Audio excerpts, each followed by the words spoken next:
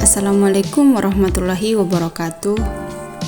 Hai, perkenalkan nama saya Zaitun dengan NIM 21071014017, Prodi Ilmu Keperawatan.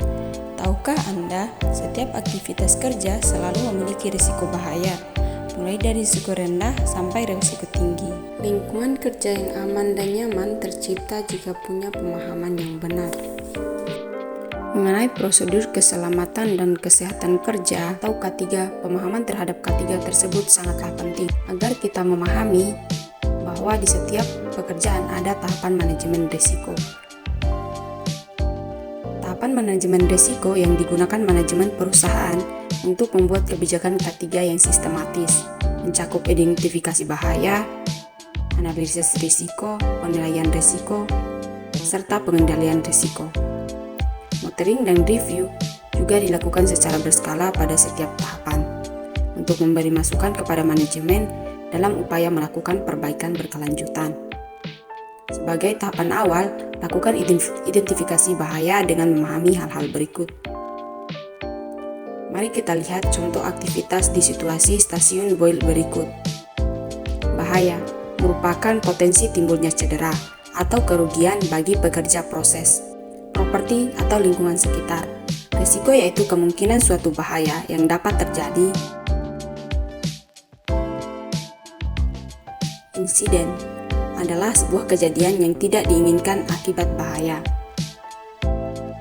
Kecelakaan kerja adalah insiden lanjutan yang dapat mencederai pekerjaan, menyebabkan rusaknya barang atau pencemaran lingkungan.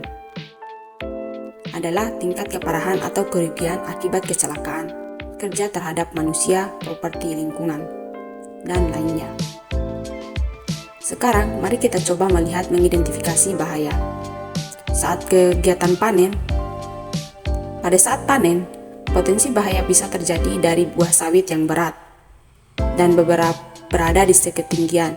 Risiko bahaya bisa timbulkan aktivitas pekerjaan yang akan memanen buah sawit. Insiden bisa terjadi ketika buah sawit jatuh dan hampir mengenai pekerja. Kecelakaan kerja terjadi saat buah sawit jatuh mengenai pemanen. Dampak pekerja menjadi terluka.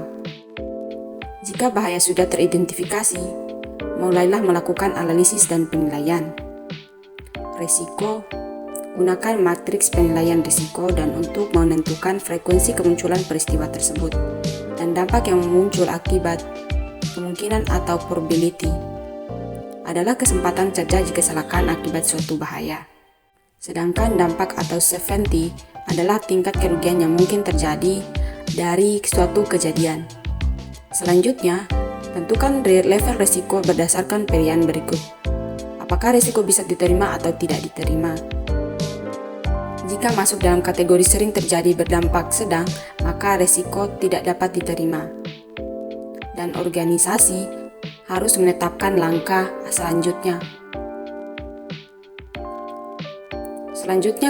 Bertahap lanjut. Sebuah program kerja yang sistematis menerapkan pengendalian risiko secara bertahap, yang meliputi eliminasi subsidi, rekayasa teknik, administratif, dan alat pelindung atau APD. Eliminasi itu yang menghilangkan suatu bahan atau tahapan proses bahaya. Jika eliminasi tidak memungkinkan, melanjutkan proses tahap substitusi dengan mengganti bahan penyebab bahaya. Ketika substitusi tidak kemungkinan karena sumber bahaya adalah suatu bahan utama, melakukan rekayasa teknik, misalnya dengan menambah desain mesin atau dengan memasang alat tertentu. Tidak berhenti dalam satu tahapan, pengendalian risiko selalu bisa dikombinasikan. Contohnya dalam suatu kombinasi bahaya, pengendalian secara rekayasa teknis sudah dilakukan, namun dilengkapi juga dengan pengendalian administratif dan penggunaan APD yang ditentukan sesuai dengan tingkat bahaya di tempat kerja. Contohnya pada kegiatan panen. Bila rekayasa teknis tidak memungkinkan, maka bisa dilakukan pengendalian risiko secara administratif dan penggunaan APD. Apabila pengendalian administratif dirasa kurang efektif, maka digunakan alat pelindung diri ketika beraktivitas. Meskipun bukan pemilihan tertentu, pastikan alat pelindung diri selalu bersedia di tempat kerja. sesuai risiko bahaya di tempat kerja masing-masing. Setelah bahaya teridentifikasi, analisis penilaian risiko terdahului, serta pengendalian risiko yang tepat sudah ditentukan, maka kita telah berhasil menjalani tahapan manajemen risiko. Sekarang mari kita coba lakukan pengidentifikasi bahaya. Di situasi tempat kerja yang berbeda, perhatikan aktivitas berikut dan bayangkan kemungkinan terjadi bahaya.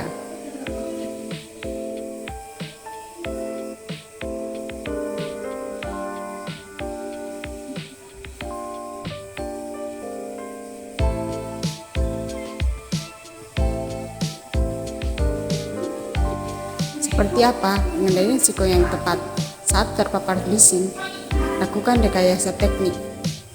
Contohnya dengan membuat ruangan khusus panel. Kemudian lengkapi juga dengan pengendalian administratif seperti memasang tanda peringatan dan lengkapi juga dengan alat pelindung diri.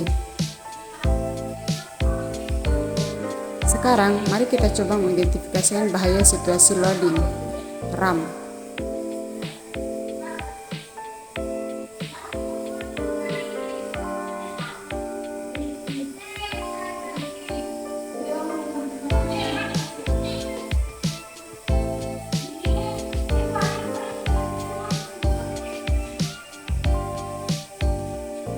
Bagaimana pengendalian risiko yang tepat untuk menghindari hal-hal tersebut?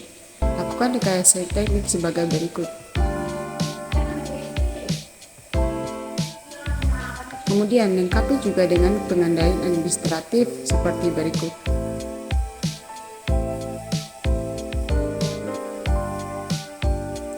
Perhatikan ancaman bahaya saat memakai bahan kimia berikut.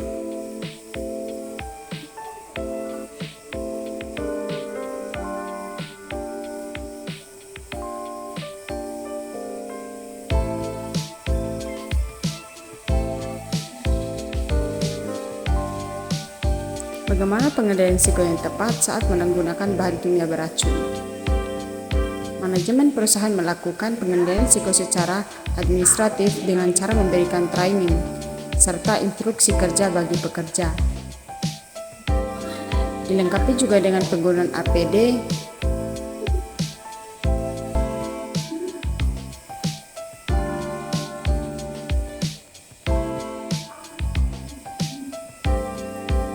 Selanjutnya, mari kita analisis suatu situasi berikut.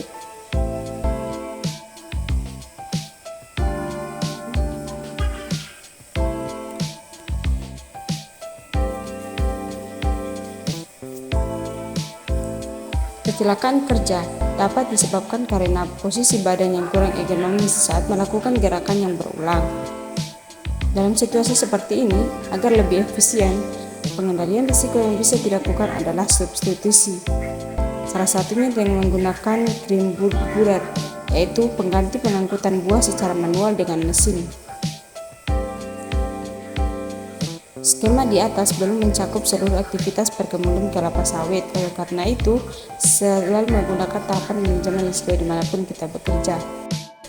Dokumentasi seluruh kegiatan menggunakan formulir, identifikasi sumber bahaya, penilaian dan pengendalian risiko, dan lakukan review minimal 1 tahun sekali.